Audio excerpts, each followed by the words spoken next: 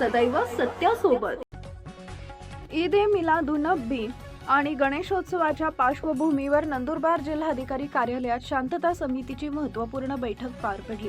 दोन्ही सण उत्साहात, शांततेत आणि सामाजिक सलोखा कायम ठेवत साजरे करण्यासाठी प्रशासनानं विविध उपाययोजनांचं नियोजन केले।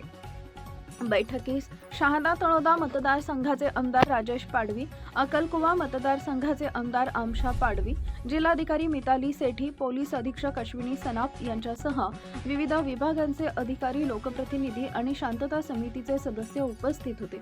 ईद ए मिलादच्या मिरवणुका तसेच गणेशोत्सवातील मिरवणुका आणि सार्वजनिक कार्यक्रमांच्या पार्श्वभूमीवर कायदा व सुव्यवस्था, वाहतूक नियोजन, स्वच्छता, पाणी पुरवठा, वीज व्यवस्था आणि नागरिकांची सुरक्षा याबाबत सविस्तर चर्चा करण्यात आली।